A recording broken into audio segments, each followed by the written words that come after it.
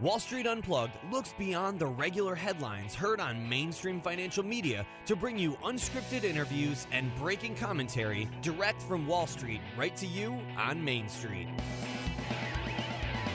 How's it going out there? It's August 8th, and I'm Frank Curzio, host of the Wall Street Unplugged podcast, where I break down the headlines and tell you what's really moving these markets. We just came back from New York. Had some business to attend to.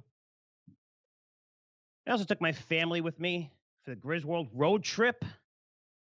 Yes, I actually drove to New York from Florida. 14 hours with my family. That's a pretty good time, by the way. And yes, it was a little crazy. Driving through Georgia and South Carolina, then North Carolina, Washington, D.C., Maryland, Delaware, New Jersey, and then finally getting into New York, where we went to Long Island. So my wife's family had some fun. It's kind of funny what you see when you drive through these states. I'm sure none of you are as crazy as I am that actually make that drive. But just in case if you do, it's kind of funny. And when you're going through Georgia, really religious. You have billboards, dozens of Jesus saves you signs everywhere, lots of churches. When you get through South Carolina, kind of the same thing,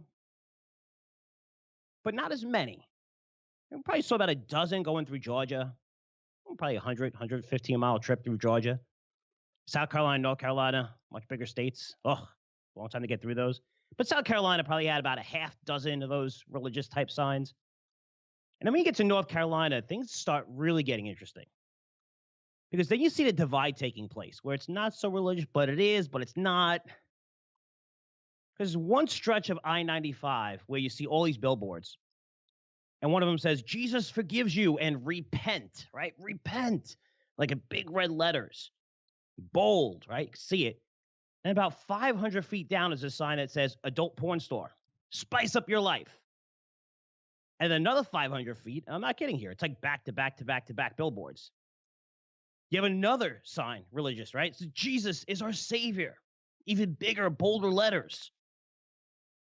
Another 500 feet away, it says adult shop, turn right here for exotic toys. And then when you get past North Carolina, no more religious signs. No more Jesus save signs, none of that. Maryland, Washington, just adult stores, and you'll see more strip bars on these billboards and everything. But it's kind of funny to see the religious divide, whereas you go south, and most people I think know that. I didn't know how over the top it is. I'm not picking on anybody or saying anything bad here, but I mean, when I bought my first house on Long Island, which we sold a long, long time ago, you know, people came over and introduced themselves, and neighbors like, hey, how you doing? And when, you know, just make you cookies and, you know, give you little flowers and stuff like that. And it's nice. You know, that's what neighbors do.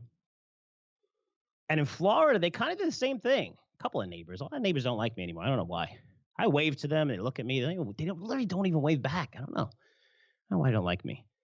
I thought a lot of people like me. Anyway, I won't get to that. That's another rant for a different day.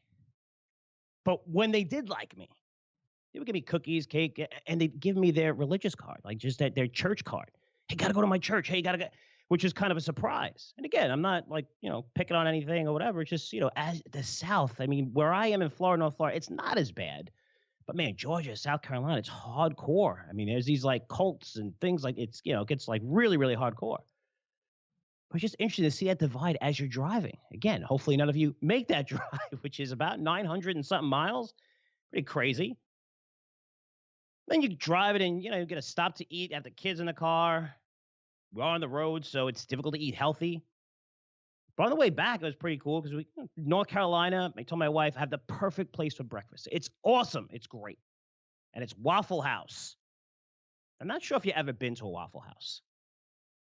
When you walk into one of these places, they treat you like you're Bon Jovi. It's like you're a superstar, a celebrity.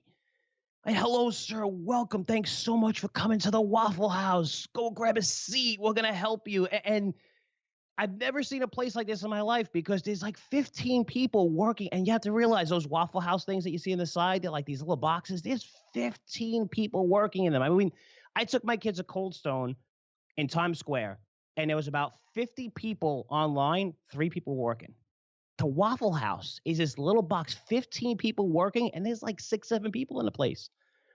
And they're like all over you. Hey, how's it going? They're having conversations with you. And it's like you're a superstar. They treat your family like you're royalty. It's great. And look, the ceiling may be leaking. There's going to be dirt on the floors, but the food is amazing. They cook it right in front of you. It's dirt cheap. It's definitely not healthy, but it's great. And real people who eat food are going to tell you, you don't say, oh, that's a great salad. It's awesome. No, it's a great burger. You got things that are fattening taste great, right? We know that. I told my wife, we got to go to Waffle House. And she's like, I don't know about this place. I don't know. Let's go someplace else. And not that she was just like, she had a bad experience at a Waffle House that used to be open by my neighborhood. And it was a bad one. I'm sure there's a couple of bad ones out there. It's like every restaurant, Chipotle's or whatever, McDonald's. And she was like, I don't know. And afterwards, she looked over and apologized and says, man, I was wrong. This is amazing. This is a great breakfast. And let me tell you something. My wife apologizing, that happens like once every 3 years. And that came at the Waffle House. Just think about that. Pretty crazy when you think about it, right? Anyway, I made the crazy drive to New York City because I wanted to take my kids to where we grew up in Queens, New York. Yeah, I could have went there, rent a car. Even JFK, I don't know if you flew into JFK before, probably some of you, and I don't know if you tried to rent a car at JFK or LaGuardia. I mean, LaGuardia, you have to take 2 shuttles. It takes you an hour to get to the rent-a-car. In JFK, it's literally more than a mile and a half walk. It's just, it's more of a pain than anything. So I said, you know what? Let's just take the drive down there. Spend some time with my family. Getting a little crazy. But we did go to the places where we grew up. Several houses in Queens, New York. Not just mine. My wife lived not too far away from me. So my house was on 68th Avenue, Ridgewood, Queens. I'm sure I'm not going to get too many emails saying, oh, Frank Ridgewood, go. No, it's not going to work. But I did show my oldest daughter where she was born, where we took care of her. It was really cool. Just taking pictures of places, the park that she ran up and down, and she's 10 now, when she was 1, 2 years old, running up and down the hills and stuff like that. And then, she was actually running up and down the big hills, and we had a picture that I took of her that I'm holding her, and then I grabbed her and held her like by the same tree and stuff, and took another picture. It was just really cool because you forget about a lot of that stuff, right? That's the good stuff. That's really cool. We all invest. It's an investment podcast, but why do we do this for? Why do we want to learn, right? It's to better our lives and make sure our kids have better lives than we do, right? That's why we do this. I went to another house where she was conceived. Glad she doesn't know what that word is yet. But it was just a really fun trip. We actually went to New York City because we went to Long Island first, see my wife's family. Then I went to New York City and actually parked the car in the city. Again, $55, $60 to park in the city for a few hours, which is fine, which I know the prices and everything. But we actually took a tour bus, like the ones where you sit up top to see everything. I was like, why don't we do that? It'd probably be really cool since, it's crowded. Never in a million years did I ever picture myself on one of those buses. I've seen hundreds, if not thousands of them. Lived in New York, worked in the city. I remember making fun of the people on those buses because they're all tourists, right? And they're seeing New York for the first time. So your job as a teenager is to say, hey, guys, you want drugs? You want this? Oh, be careful. Don't get off the bus. That's your job, right? To be really stupid and idiot when you're a teenager that you can laugh about now. But I never thought I'd be that guy on that bus. But it was actually really cool. Let's see all the sites. Empire State Building, Freedom Tower, Grand Central Station. A chance to see a lot of the street shows in Times Square. Remember, my kids are in Florida, right? They're not familiar with this. And to see that many people, they were just in the buildings. They were just blown away. Made them take their first subway.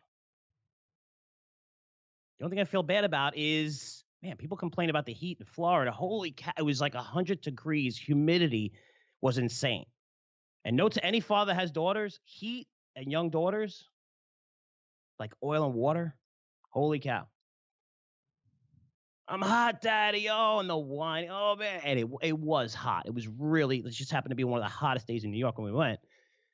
And boys, they don't care. They're running around. They're sweaty. Daddy, let's do this. Let's do that. Because my hair. Anyway. That's the only drawback. My kids did love it. My wife loved it. And now, great news. My kids are going back to school on Friday. I would say anyone that doesn't have kids is like, Frank, just so mean. That's so terrible. Anyone who does have kids knows exactly what I'm talking about. And we all love our kids. But, according to our kids, right? And even you, when you were a kid, your parents are put on this earth, at least they think, to entertain you 24/7. And if you don't, they kind of get pissed off at you. No matter how much you entertain them the whole entire day, if they ask for one thing at the end of the day and you say no, they get mad at you. That's their job. That's what we did. We did the same thing. You know what? They're going to make your life hell. I can't believe it. You drove me all the way here and you're not going to play with me. Well, we just went to Dave & Buster's. I just went to the city. We did this, got your ice cream. Yeah, but I thought you were going to play with me. And then they fall asleep like 5 minutes later. Those parents, especially my wife and I, we're very hands-on.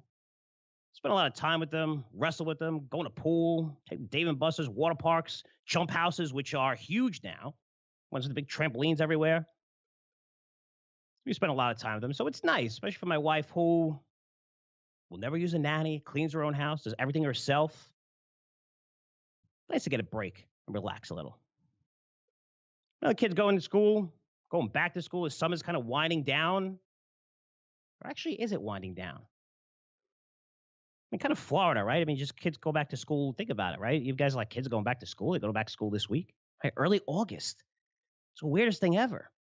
There's zero reason for this, right? I mean, compared to New York, I think most of the East Coast, when kids go back to school in early September, around Labor Day. But it is Florida. I guess the people who are on the Board of Education maybe got drunk like 20, 30 years ago and forgot what month it was and just told all the kids, hey, just go back to school now. And it's stuck, right? I mean, there's really no reason for the kids to go back to school now, but they do. They go back very, very early here, which is fine. So hopefully you guys had a great summer as well. Spend time with the family. And a recharge. I know I am, because I have an awesome interview coming up for you with a first-time guest. And his name is Daniel Creech, one of the best economists in the world who went to MIT and Oxford, who now runs NYU's economic department, reports directly to the President of the United States. I'm just kidding. 1 year ago, I went on a search to find an analyst that I would train and that would work side by side with me. I mentioned that position on this podcast and literally got over 50 applicants. Just humbled by great people. I narrowed that down to 4, where I personally interviewed all 4 of them. And even the 50 altogether, I mean, amazing people. Unbelievable. But Daniel Creech was the one that stood out. So his passion, get some experience researching stocks, willing to move down here. Florida, not easy to do, right? You're young, you're under 35, it's not that easy. Especially where I are, a small town, it's not so much of a party area. I decided to hire him. It's been one of the best decisions I made since starting Curzio Research. So now I'm having him on, interviewing him, because I'll be hiring more analysts soon, at least 2. And don't send me any applications, any emails, not yet. Not going to happen for a few months. If you're interested in becoming a research analyst, working side by side with me, long hours, crazy stuff, but you're going to learn more than you will learn any place else in this industry. I promise you. If you're one of those people, there's a must-listen to interview. If you're just the average person that says, hey, Frank, I like listening to your podcast, or your subscriber, you'll love this interview even more. You're going to see the amount of work and dedication it takes to become a great stock analyst. And not only that, you're going to see the amount of work that goes behind the scenes for each pick, each newsletter we write, how we analyze sectors, industries, management teams, how we travel, what research engines we use, how many types of strategies we use. I mean, it's not just value, it's not just growth, bottoms up, top down, technicals, modeling, screens, discounted cash flow. A lot of stuff goes into this. Okay, it's not one formula that works. I wish I had a formula with a 3-step system that worked, and I give it to you, we'd all get rich. If there's one system that worked, the whole world would use it. Different systems, different strategies are required for industries, stocks, whatever. I'm going to cover a lot of this stuff. So really, really cool interview coming up. Don't want to miss. Then in my educational segment, earnings season, they're going to tell you is coming to a close. That's for S&P 500 companies.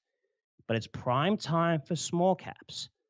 And here's the one thing you should be doing right now. It's going to help you generate massive profits in the months ahead.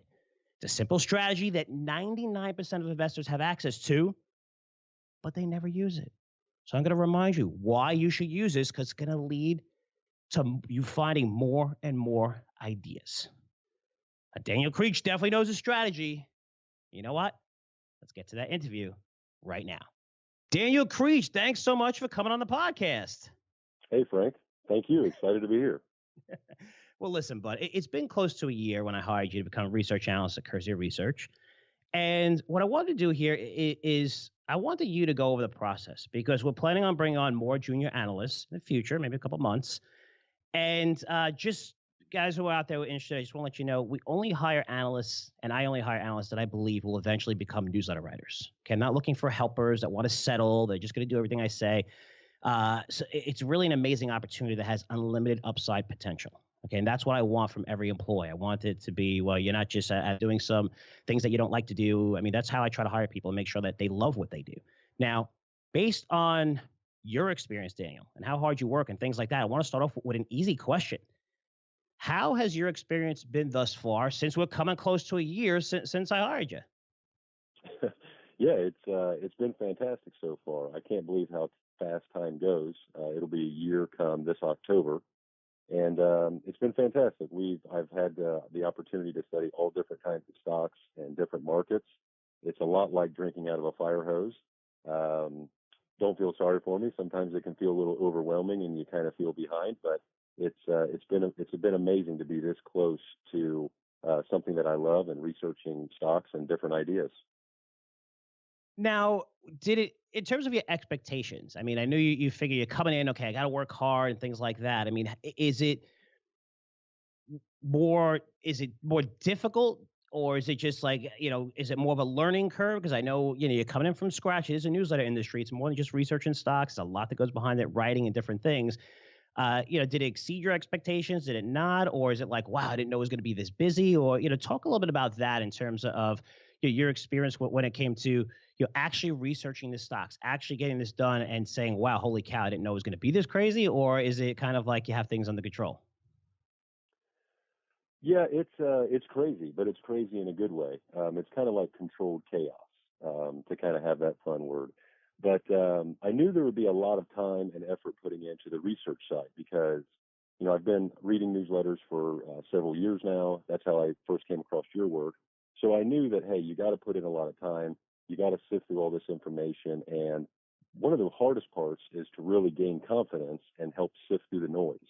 So you see all these headline risks in today's world.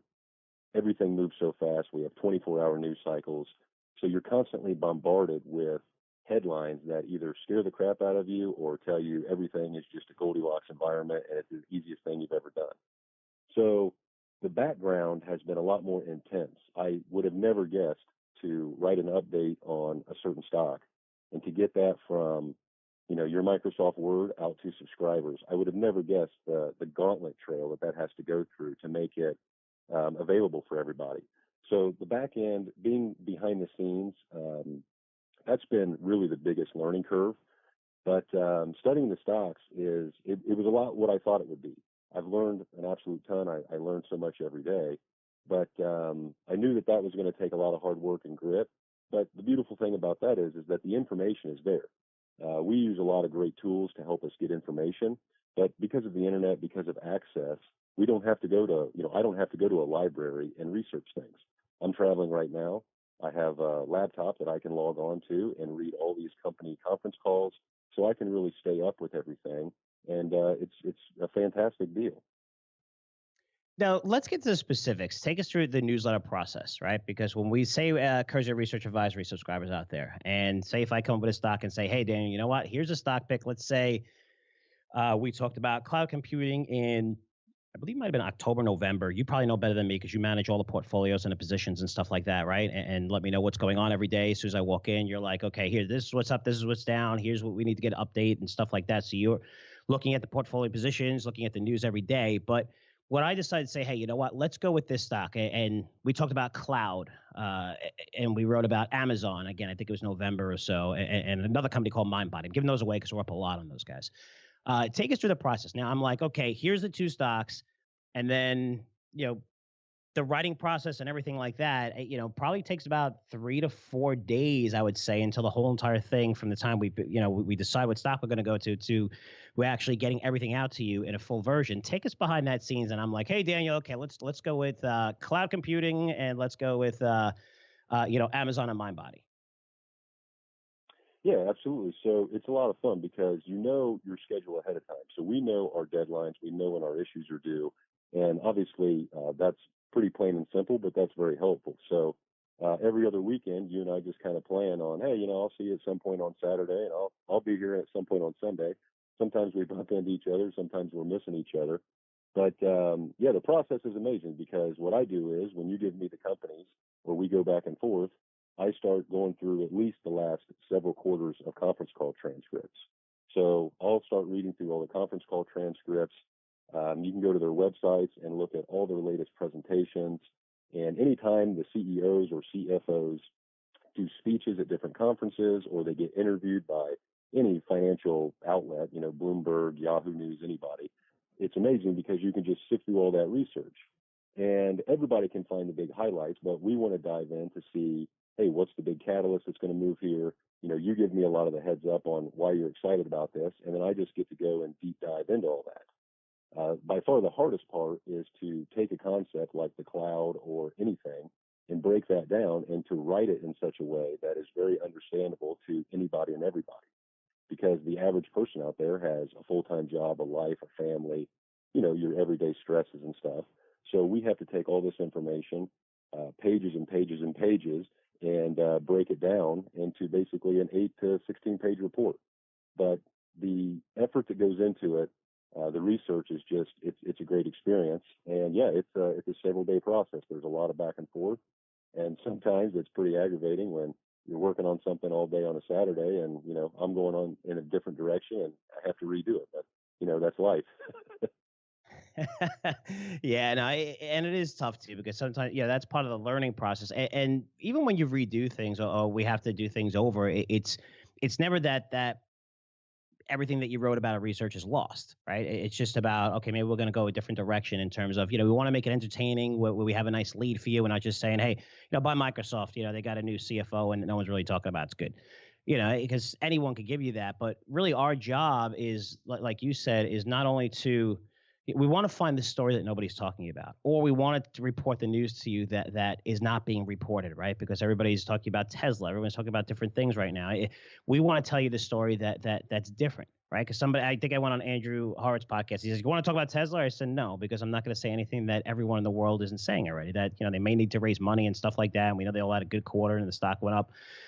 But everyone's basically covering that one to death, and there's nothing I could probably add to that other than I thought before the last quarter was a great buying opportunity because the shorts were just pounding the crap out of it, and every risk was on the table already. And I just knew Musk was going to get on the call and say everything he wanted, to address those risks. So chances are, with all those expectations and all the shorts there, you're telling the 6 things that you fear, right? And Elon Musk knows that going in. I know he's a guy that's going to say whatever, whether it's true or not on the call, and that would lead to the stock going higher. But overall, our job is kind of just to tell you what you're not seeing. And also more important, Danny, which you brought into, which I'm glad you highlighted, is in the newsletter industry, it's very difficult to get people from the outside world that have been doing this for a long time, or hedge fund managers and stuff like that, to become newsletter writers.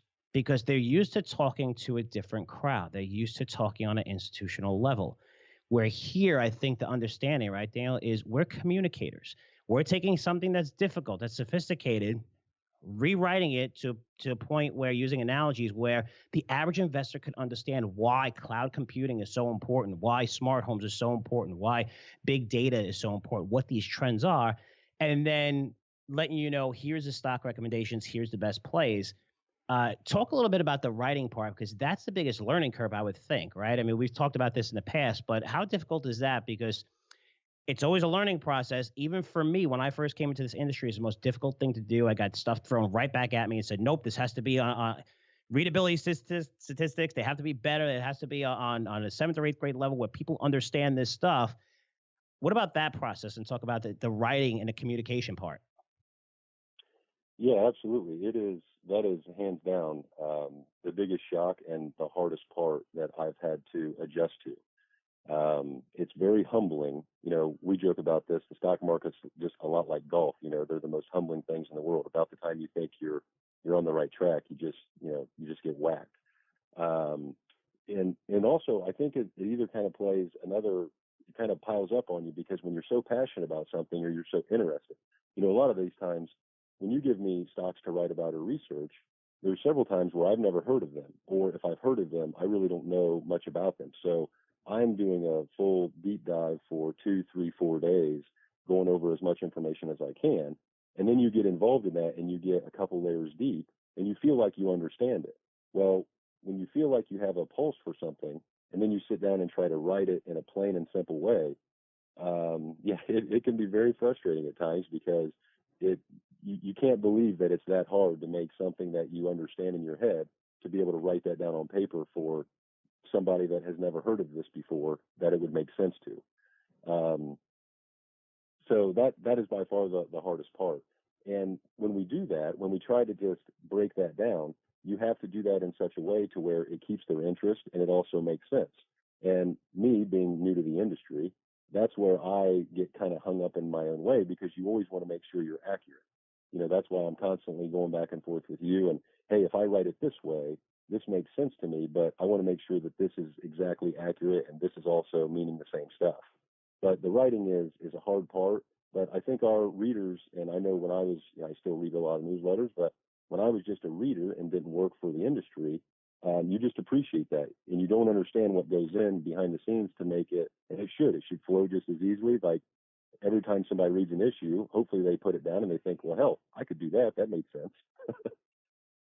Yeah, and it's true, right? Because as a reader or subscriber, you're not going to know the difference, right? You're just reading it and you're like, oh, wow, that's interesting. But imagine if I talked about a biotech stock and we just recommended one that's actually doing pretty well right now. But and I wrote it to the point where, and this is plain talk. This is how they do it in biotech. You know, drug 04-E779 just had positive test results in immunotherapy. The T cells are killing these. It's so sophisticated where, I have to read this stuff 3-4 times, and I know this industry. I know immunotherapy. Again, I've covered that before in that industry, but we want to break it down to show you exactly what this is doing in simple form. So as a reader, you don't really understand that, but from our point of view, it's going to bring in more people. It's like the Michael Lewis theory, guys. It's, if you're an economist and you're talking about a specific market and GDP, you're going to sell your book to how many people? Just people who are economists and a couple people that are interested like me.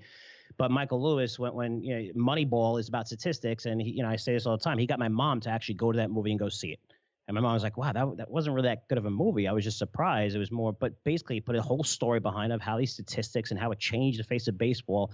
And you're putting a story behind it. What did that do? It resulted in him writing a book that was a bestseller. Millions of people bought it, and they made a movie for it. And because of the way he writes, because even Stephen King's the same way.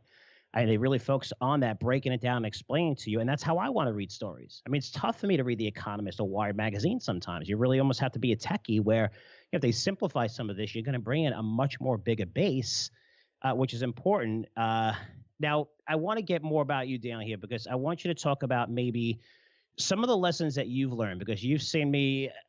Listen, I've made mistakes so far in the portfolios. You're going to see stocks that we made mistakes on, then stocks that went down.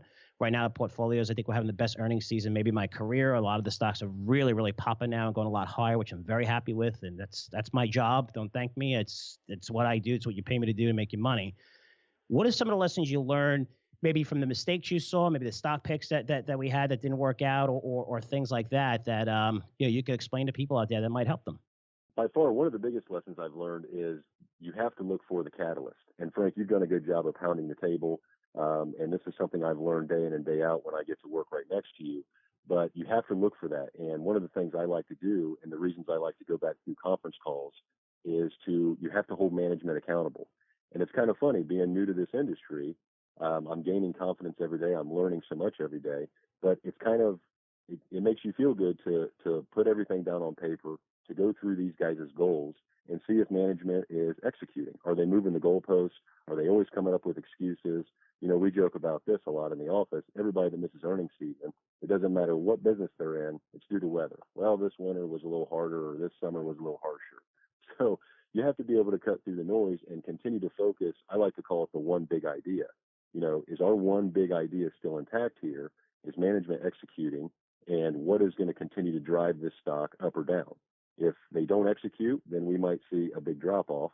But if they do, we might see a huge pop in the stock. You mentioned earnings season. Yeah, I mean, it's crazy to watch these stocks move, high single digits or double digits after reporting news, and it could be good or bad at times. So one of the biggest things I've learned is you have to focus on catalysts, and the other thing is the stock price is a small part of the story. And what I mean by that is you can make an argument that Amazon at $800 was cheaper than another company at maybe $50. But money is emotional. And I've been passionate and studying finances for a long time now. I'm still new to this industry, but it's just incredible to see how much emotion drives decisions. And you really have to separate that. I mean, everybody says, oh, you got to check your emotions at the door and go into this and be level-headed. While that's true, that is extremely difficult. And I have to continue to remind myself about that. Set your emotions away, because it doesn't matter if you fall in love with a stock or not. Stocks don't know who's buying them. So they're not out to help you. You just have to make sure your research is right, your risk reward is right. And those are a couple of the big things that I've learned just in this fast 12 months. Yeah, and you bring up a good point, and it's not just something you have to learn. I mean, this is something that every analyst struggles with. Even myself, as someone who's been doing this for 25 years, is you want to believe in management, you want to believe what you hear, and then you're going to see things a little differently when your emotions are involved, because now you recommended a stock and it may come down, and then you're going to have people. Like, for example, if you take a fresh look at Tesla today, I mean, it's significant, right? I mean, you could say, oh, I don't know if the private offer is going to, whatever. I mean, I don't know. It's just a lot of stuff going on, guys. I'm bringing up Tesla because it's the stock of the news right now, where Elon Musk said they might take the company private, which is kind of amazing, since you just announced that you're going to be cash flow positive and you're going to report positive earnings going forward forever. Why do you want to, I mean, there's reasons why, right? Behind the scenes when you look, and they have convertible debt. It's very important for them to have their stock up. Just weird things going on. But taking a fresh look at Tesla is at this level, you're going to have a fresh mind compared to someone who is either short or long the stock, because you're fighting against people on Twitter and bashing it from the shorts to the longs. And, when you're in a position, it's hard, right? I mean, especially if it's going down. That's the biggest mistake I think investors make, because we talk about stops, right, Daniel? And we've seen stops where it triggered and maybe it'll go down another 10, 15%. Next year, it'll be a lot higher. And you'll be like, oh, we should have held on to that stock. But on the other side, if you hold the stock and it hits your stop and you get out, you're out. Now there's no emotions involved. There's no thinking. And if that stock happens to crash even more, remember, that's money you no longer have. Instead, when you're looking at stops, because one of the things that I like, when you're looking at stops, and I know that, we've talked about this before, which is something else. I want you actually, you know what? I'd rather you actually talk about the stops, because we have conversations about this all the time, right? It's like, holy cow, look at this. Thank God we stopped out. And other places, other times we're like, man, we stopped out and that's a lot higher. From someone, and I'm not going to explain this to you guys because you heard me mention it. What is your thought on stops now that you've been here and you've seen both? We've seen Diebold come down to, what is it, $6 now, right? I mean, that was a stock that I loved, that I believed in management, that we took a loss of 35% on it.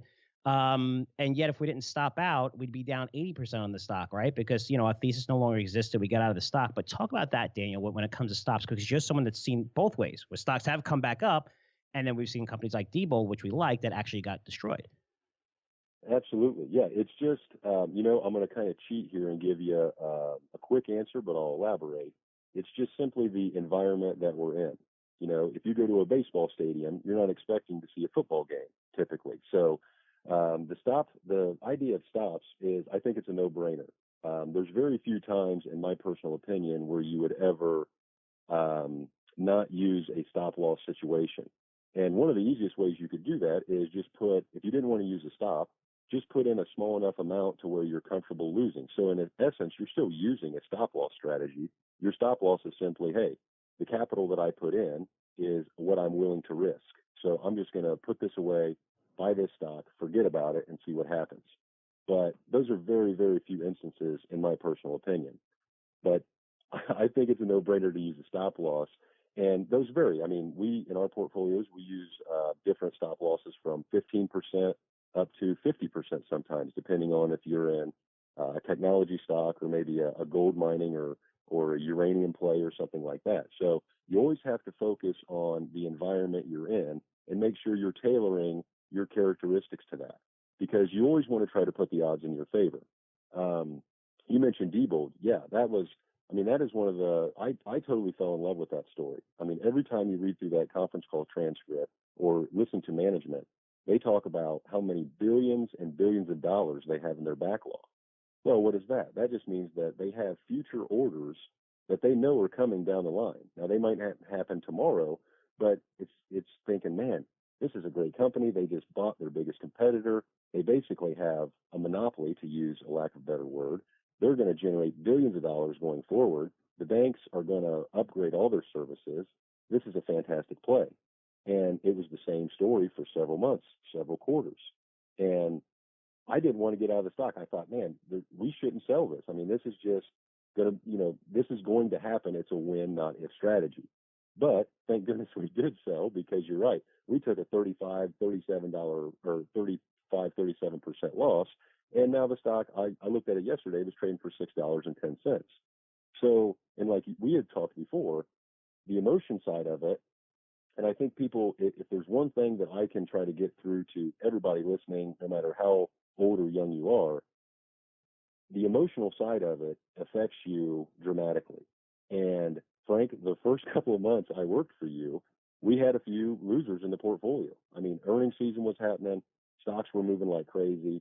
And it was one of those situations where it's like, man, all we're thinking about are the stocks that are down. We had several that were, you had several that were going up, but we never talked about those. All we were focused on was the positions that were down, and we were researching, trying to figure out why, what did we miss, and that weighs on you, and that affects everything else in your decision making when it comes to investments. So to have a stop loss strategy in play, the biggest goal and the biggest opportunity that you have there is that helps you take out emotion. And if you just sell it and move forward, it's kind of like, you have to have a short memory. If you're a quarterback and you throw an interception for a pick six, well, unless you're quitting, you have to go out on the field the next series and, get it back. So you have to have a short memory. Stop losses help you do that, and you can roll that money into something else. And it's just, I highly recommend it for everybody. Not just because it'll help you save money over the long term, but it'll make you a better decision maker going forward. Yeah, and it's a good strategy, guys, because like Daniel said, when it comes to sentiment, right? When you have your loser in your portfolio, I know everyone listening to this has a big loser in their portfolio. We all do. And even I get questions on, Frank, what do you think about this stock or that stock that they may still hold? And I'm like, we stopped out of it. And, they're like, oh, well, I thought it was good. Then, I can't help you. I really can't. So, if you're not following the rules, because when the stock is down, that's the one that you're focusing on the most. Instead, you get rid of the dead weight. And then we focused on how many different stocks and trends that are doing exceptional right now, right? And now the portfolio is on fire. We've seen probably, and Dan, you probably know better than me, but of all the stocks in our portfolios, I would say, with earnings season, there must be at least, I would say, about 7 or 8 of our positions out of all of our positions, probably like 25% of our positions have had 10% plus moves over the past couple of weeks during earnings season. I mean, it's been unbelievable where we've had an exceptional earnings season. Stocks we have several that are up 20, 22%, 23%, 17%, 15%. It's been exceptional, but now we're focusing on the areas that are working instead of worrying about the 5 or 6 losers in your portfolio, because you're going to look at them every single day. You say, why should I buy more? What's going on? You're going to put more into it. And, you always want to look at things from a fresh angle. And I think that's one of the most important lessons that I've learned the hard way, right? I mean, a lot of lessons that I tell you guys is because I've learned, because I've made those mistakes. So, but let's get back to you, Daniel, here, because I want you to talk about maybe some of the research engines. When you came here, you probably used typical investors, individual investors, maybe use Yahoo Finance, maybe use Seek and Alpha. They'll see a couple of stories on the Wall Street Journal or whatever. What's different now that you're here compared to maybe, things that you used to use on the research engine side that have helped you, tremendously? Because sometimes it's really reading the right sites, looking for the research, and getting the story right. And you need to be reading the right stories, right? Yes. Yeah, it definitely helps to have the research. But for everybody out there, if they don't subscribe to something, there are a lot of good free websites out there. And you've talked about this in the past. And just listening to your podcast over the years is how I got onto a lot of those. So Seeking Alpha, FinViz, Yahoo Finance is okay. But it does help a lot when I moved to Florida and started working for you. Like Capital IQ, for instance, is an amazing platform. You're able to pull up just about any stock. You can pull up all kinds of the financials, get everything you want right in front of you, basically in the snap of a finger. And the hardest part of that is just how to learn to use that platform. I know you talked about briefing.com. That's an incredible service because briefing.com is very simple for me. I love briefing because it's basically bullet points. And going back to the writing thing real quick, Frank, this is why me personally, I'm very simple-minded. I try to break things down, but I basically talk a lot of times, or I would write more notes instead of a story or a write-up, But that's why I love briefing. Briefing is just bullet points, basically. They give you the highlights and the opportunity to dig in further, but I think that's amazing. So Capital IQ is one. Briefing is another one. And then we joke about different websites, free websites, but you always have to know the environment. So Zero Hedge is a great website. I check it every day. But you have to understand going to that website, those guys kind of have a bias towards the world is coming to an end, and you almost get the feeling they're rooting for it in a way. But they're almost looking forward to it. But it's great because you get a lot of different information put in front of you. I think that you ought to be an information junkie, so to speak. And again, the hardest part is learning how to sift through that and say, okay, this is more noise. This is more something that's useful. So for the people out there, I would encourage them to look at all different kind of any and all websites. But yeah, it definitely helps just be more efficient and get right to the point with some of the services that we use in the office. It's been a fantastic experience. Yeah, and guys, you can use Fly on the Wall as an alternative to briefing. If guys, you have anything else, you can email me, frankcurzioresearch.com. Looking for things that are not too expensive for you. But basically, these companies have apps, and they just give you bullet points on everything that's going on, and it's not overwhelming. Like especially during earnings season, it's awesome. They're going to tell you who reported, whether they beat or not, consensus estimates, and then they're going to have like later on like put bullets there of the conference call, and just they have previews of like the Netflixes, the Amazons, almost all companies on. This is what you expect heading into the quarter.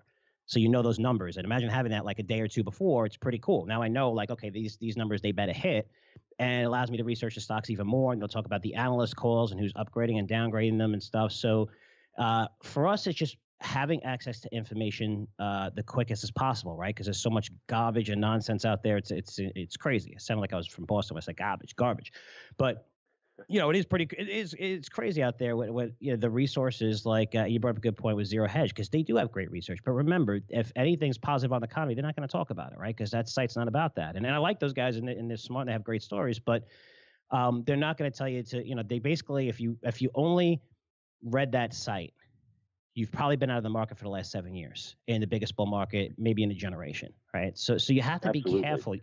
You want to follow people, newsletter writers, not just me or anyone out there that doesn't have a bias towards the downside or the upside. You want to be able to flip that switch where if something's working, like I said, look, guys, tariffs is not a big deal.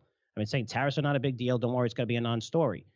The reason why I said that is because when you look at the amount of money we're saving from tax reforms, I mean, if you look at the auto industry and steel tariffs, I mean, they're making $550 extra per car on a $4,000 profit, which increased another $550 because of tax reforms. And with steel tariffs, they're going to lose maybe 100, 150.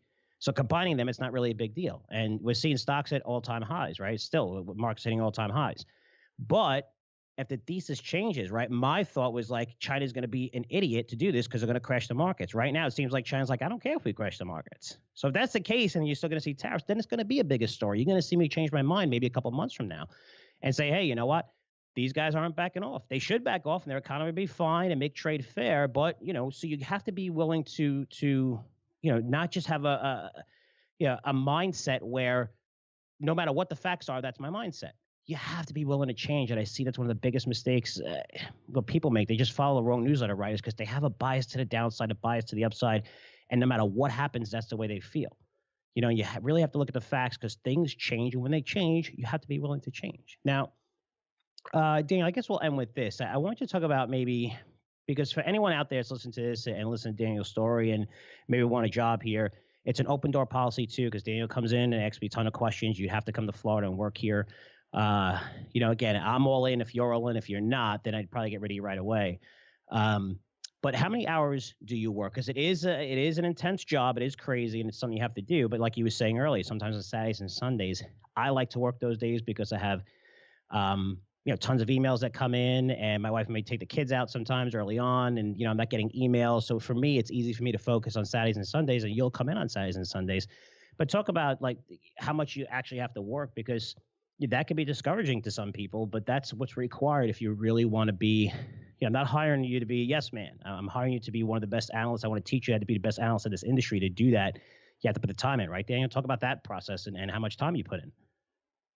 Yeah, absolutely. I mean, I know this is going to sound cliche, but if you do enjoy something, and I think the biggest thing you have to have is a passion or an interest, because there's been countless times already just in the several months to where you'll give me a stock to start. I'll start researching it.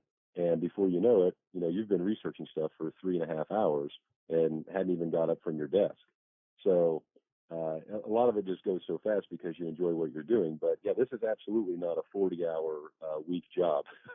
I don't know how many. I don't want to pat myself on the back. I don't know how many hours I put in a week on average, but it's a lot more than 40. But it doesn't feel like work because you can do it from anywhere. And one of the great things about this industry and working here is you have that flexibility. I mean, I'm in Ohio right now visiting some family and friends. I'm still working, and don't feel too sorry for us out there. When I go in on Saturday, I never make it in before noon. So, there's a lot of good flexibility there. But there is, yeah, I mean, I don't know, 60, 80 hours a week maybe. I don't have that number, but it's a hell of a lot more than 40, but it's fantastic and it's worth it. No, that's cool stuff. Well, Daniel, listen, I wanted to thank you for coming on. I know I was like, hey, man, I want you to be on the podcast. You're like, what?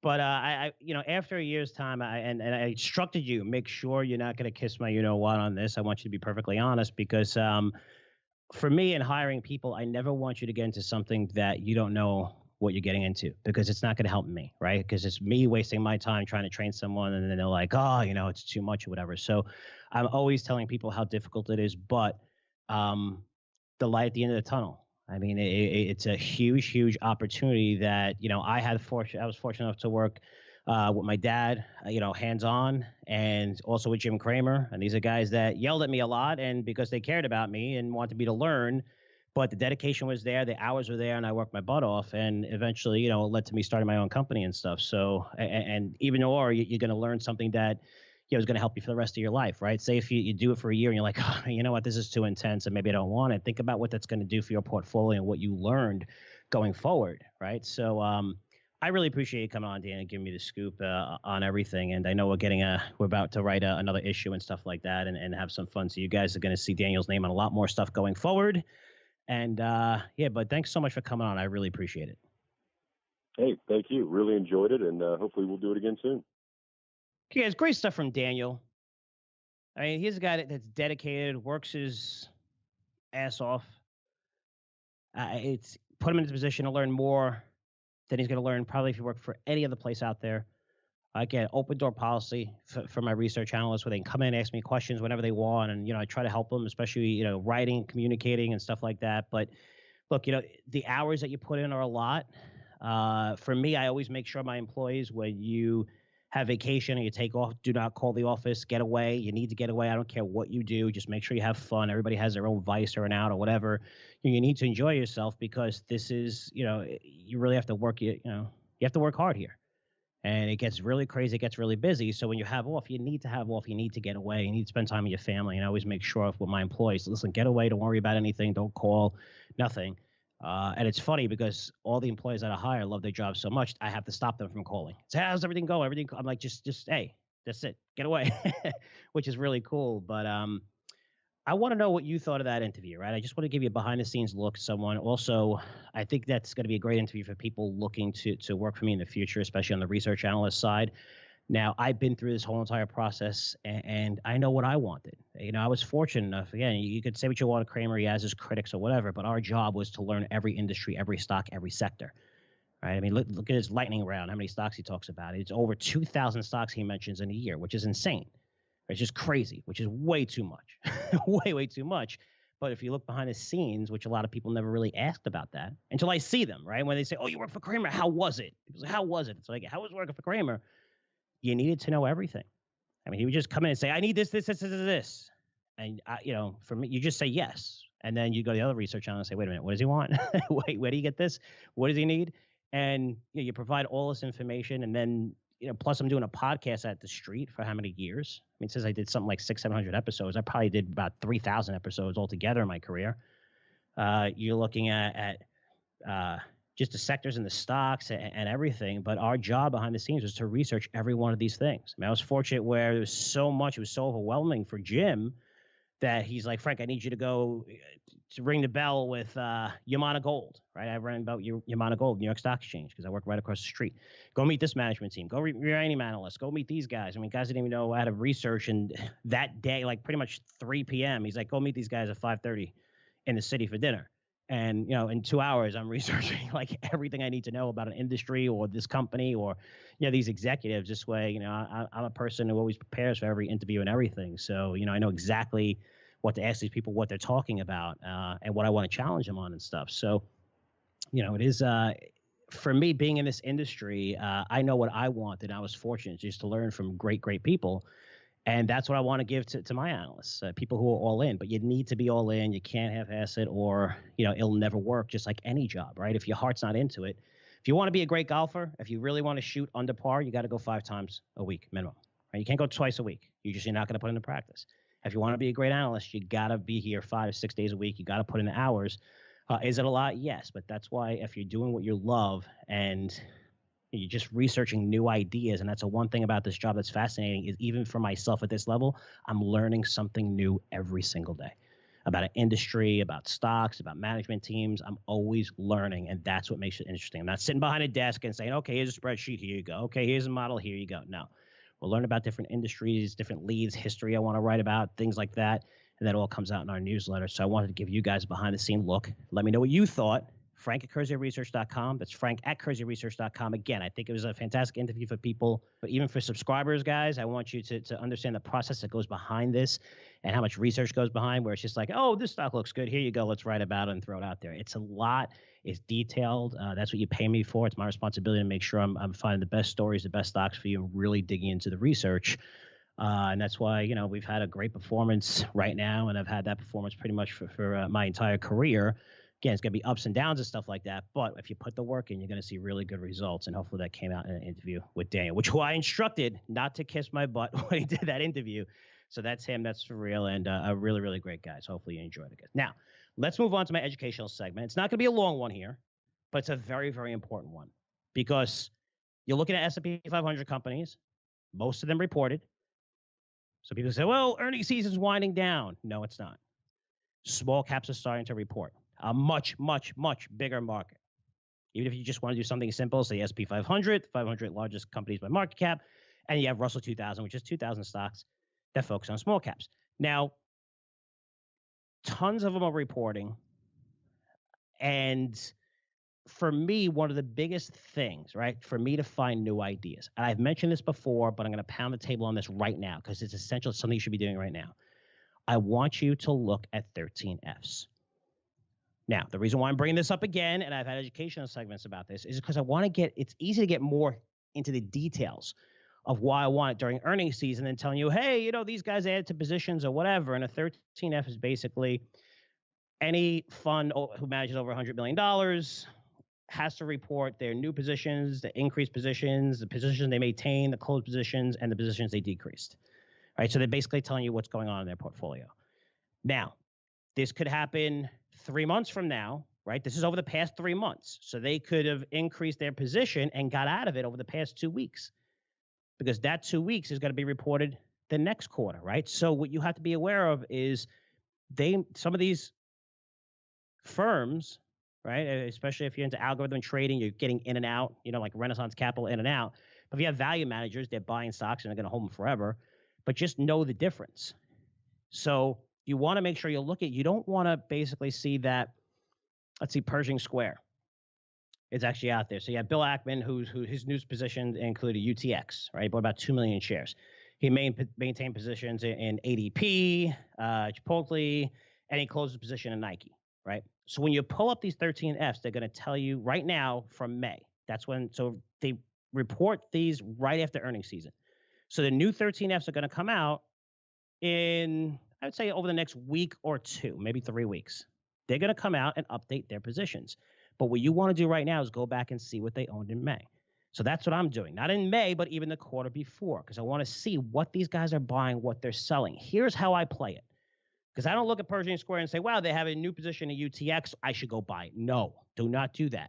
What you want to do is focus on the things that just are weird, like crazy positions that they're adding to. Are they adding to banks? Are they adding to different sectors? Is there a small cap that they're just going into that's like, wait a minute, what's a small cap? Are they getting out of positions? I mean, you got Larry Robbins, you got who's Glenview Capital, John Paulson, Paulson & Co., Soros Fund Management, George Soros. You have Elliott Management, Paul Singer, Appaloosa, David Tepper. Third point is Dan Loeb. I mean, I keep going. Carl Icahn, even Warren Buffett reports, Berkshire Hathaway, increased positions in Apple last quarter, Teva, maintained positions in American Express and Bank of America, closed positions in IBM. So, I have all this stuff up and looking at from May what they're doing, and I want to see some of these stocks that they go into. And if I see something like, wow, that's kind of weird. Like I mentioned this in an educational video that I believe I did on Facebook.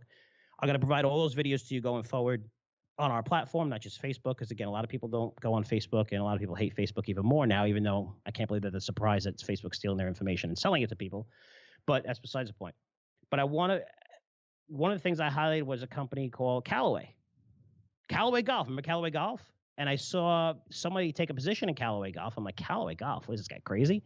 Well, it turns out Nike, right, who the biggest sponsor was Tiger Woods. Well, Tiger Woods decided, well, not Tiger Woods, but Nike decided, hey, you know what? We're not going to get into selling equipment anymore, golf equipment. We'll do clothes, but no more equipment. What does that mean? That means if you look at other companies, they're going to see a dramatic increase in revenue, right? So this is an interesting story because I saw one hedge fund loading up on this, and I started digging into it a little bit. And now, the stock is up tremendously, right? So it's weird because I'm like, wow, Callaway Golf, it's such a crappy company. They haven't done good in a while. But yet, when you're removing a major competitor, now a lot of that business is going to go to Callaway and, their drivers and stuff like that. So, this helps you find new ideas. I want to see who's increasing positions. Like if someone increased a position in May in one of their, whatever stock it is, and that stock just reported earnings and it's down 15, 20%, that interests me. Especially if a Carl Icahn he has a new position in Newell, right? And this was in May. So he's 30 million shares of Newell. Newell's been getting smoked. And I want to know, is Carl Icahn going to add to this position? Well, Carl Icahn usually adds to his position. He doesn't buy his stock. Again, he established his new position in May. He doesn't buy his stock for 3 months. He usually buys a minimum for a year or longer, then tears apart management, tries to go in there, writes letters to them, especially when the stocks are down. But now Newell's down a lot. Maybe it's something I want to take a look at because you're going to get in at a much, much better price than Carl Icahn. Plus, there's a good shot that he's going to add to his position down here. So what do? I look at Newell. I'll give you an example. I'm not going to recommend Newell. I'll look at Newell and I'll say, okay, Icahn just recommended it. The stock just is down 15% from where he bought it. Not recommended, but where he initiated position. He bought it. Now, I want to dig even further. Does a company have a buyback maybe that they just announced? Because if they do, that's going to give me more support here. 15%. I know the company announced a buyback already. So I'm sure they're going to buy back a hell of a lot of stock now that's down 15%. You're going to have Carl Icahn in there, probably going to buy more, and that guy's pissed off. So he's probably going to put out letters and everything in management, change it. This is what you could sell the company for. Those are positives. Now I'm digging into the research of the company. Now I'm going to go even further. Look at the fundamentals. What's going on? What's the catalyst? Like Daniel said, what's the catalyst that pushed Newell higher? Are they deleveraging the balance sheet because they had a lot of debt? There's a company that got crushed a while ago before Icahn purchased it. And it fell even further after they purchased it since May. Look at the fundamentals. What's the catalyst? How much debt are they going to be able to? Are they selling off divisions to pay down debt? Are they restructuring? Because if they have catalyst going forward, or if the cycle changes, not only are you going to benefit from the cycle changing, and this is where you see the most upside, and hopefully I'm not getting too crazy here and you're following along, but when a company announces restructuring, what do? They get rid of employees, they cut divisions, they cut facilities, they close facilities, do all this stuff. And that drastically increases earnings, drastically. So not only are you getting the benefit from a company that's restructuring operations, you may say, wow, I think this cycle is going to turn maybe in 2 years. See if Newell pays a dividend. I have no idea. So maybe I get paid 2-3% while they're doing this restructuring. They're going to buy back the stock. Call Icon's probably going to buy it. Now I have a floor in a stock that's down 25% that I'm able to get a discount to where Call Icon bought it 3 months ago. Pretty cool when you think about it. Everybody has access to this type of research. So look at the 13 Fs. You can pull them up. Again, we mention briefing a lot. I don't get paid by them and nothing. It's just a really good site. Fly on the Wall is another one. You can go, I think, on Seek and Alpha. Just type in 13 Fs in Google, and they're going to come up with the latest. They have to disclose this. This is public information after every quarter. And go through one by one. And just look at some of the stocks that they increase positions. Maybe they close a position, whatever it is. But you'll see, just Bridgewater is, again, that's that Ray Dalio, largest fund in the world. I wouldn't really focus on that because those guys get in and out of a lot of stuff. It's more, but Tiger Global. I mean, new positions in Twitter on May 18th. Twitter just got smoked. That's a new position for them. Are they going to start adding to it? Did their thesis change? Well, let's see when the 13F comes out next week. Because if I see that Tiger, they took a 10 million share position, almost a 10 million share position. If they're adding or, doubling down on that position, maybe I want to look at Twitter even more. I'm going to get in a huge discount to one of the biggest, $1 billion fund. You're seeing these guys double down. See if anyone else is actually purchasing it, or if they're out of it and believe the thesis isn't there or no longer exists. But this is how you find new ideas. You just want to see what's going on. And maybe you're still not going to buy Twitter. You wait till next quarter. Maybe it comes down, they report another bad quarter. Now you can really get in a significant discount to these guys. But that's how you look at 13Fs, because you look at them as investors coming in, adding to the positions where they're going to provide a floor. Why am I doing that? Last point here. I don't want to get too long on this. Why am I doing that? Because a lot of people want to see an uptrend. And my friend Steve Sugar does a cheap hate and an uptrend, which is an amazing strategy. It's great. He's one of the best analysts out there. I love Steve. But when you wait for an uptrend, okay, say if a stock goes from 20 and it goes down to 5. And I've seen that happen a lot in small cap world. Now, most people aren't going to buy it at 10, 9, 8, 7, not even at 5. They want to see an uptrend first. Well, that uptrend could take place at $7, $7.50, $8. And then they'll get in. And that's a solid base, and that's cool. And say if it goes back up to 16, okay, that's 100% gain. That's good. But say if you're doing the research here and the stock goes down to 5, you see insiders buying. You see a guy like Carl Icahn getting into the stock, just saying, hypothetically. Okay, there's a $5 stock. A lot of these funds aren't going to get into small price stocks. There's not enough volume for these billion-dollar funds. But let's just say Icon's going to be adding to his position. He took a position at 8. He took a position at 7. So he's probably going to add to his position at 5. The company's restructuring operation. You have insiders buying. When you see this, it limits the downside on your stock. So now what do? You buy like 5, 550. Now if it goes to 16, 17, 18, you do the math on those gains. Compare it to, from 8 to 16 is 100%. From 5 to 16, you're doubling your returns. That's how you generate alpha for me in this market. So that's why I want you to focus on 13Fs. Very, very important. What I look at doesn't mean I'm going to buy the exact stock that they bought, but it gives me access to information. Very important information of guys that you follow that I know they're going to buy. They're going to add to their positions. I know Icon's going to go off on Newell Brands pretty soon, just a matter of time, because he's getting crushed. That's what he does. And you know what? That's going to be mentioned on CNBC. He's going to go on Fast Money. And you know what? It's going to result in the stock probably going higher. But these are some of the things that I use that you could use, that you have access to right now. And you want to do it during earnings season.